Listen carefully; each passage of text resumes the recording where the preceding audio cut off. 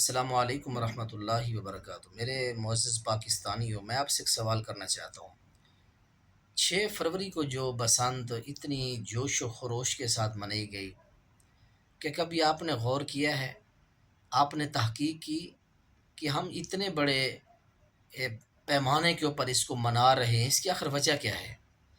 کبھی آپ نے اپنے بڑوں سے، جو پڑھنے والے لوگ ہیں، ان سے کبھی پوچھا ہے آپ نے ضرور مجھے بتانا ہے۔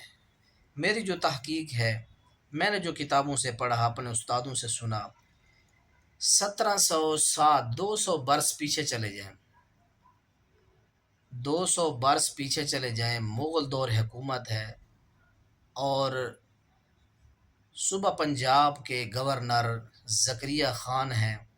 ان کے دور خلافت کے اندر ایک ہندو طالب علم ہے، جس نے میرے اور آپ کے آقا جناب محمد الرسول اللہ صلی اللہ علیہ وسلم کی اور آپ کی بیٹی، آپ کے جگر کا ٹکڑا، اور میری اور آپ کی ایمانی ماں حضرت اماں فاطمہ الزہرا کی شان میں گستاخی کی۔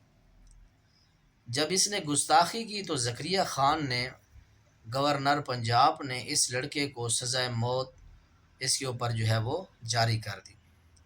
سکھوں نے، ہندوؤں نے مشترکہ طور پر پھر اس لڑکے کے لیے رحم کی اپیلیں کیں، لیکن زکریا خان نے تمام اپیلوں کو مسترد کر دیا۔ تو پھر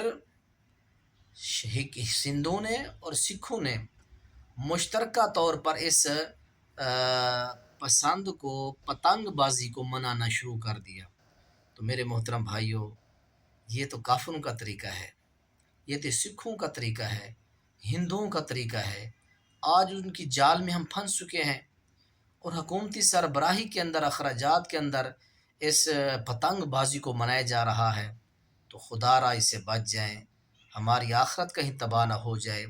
اللہ کے نبی فرماتے ہیں، المرء مع من احببتا، آدمی قیامت کے دن اسی کے ساتھ ہوگا جس کے ساتھ وہ محبت کرتا ہے۔ خدا کے لیے چند منٹوں کی لذتوں کے لیے اپنی آخرت و عاقبت کو برباد نہ کریں۔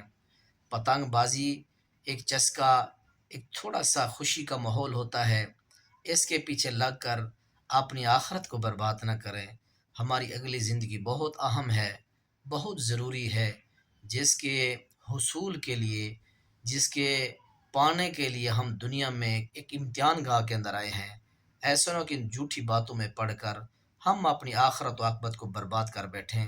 تحقیق ضرور کیجیے گا، اور کومنٹس کے اندر مجھے ضرور بتائیے گا کہ کیا یہ میری باتیں ٹھیک ہیں، آپ نے سرچ کی ہیں، تو آپ نے ضرور اپنی رائے کا اظہار کرنا ہے۔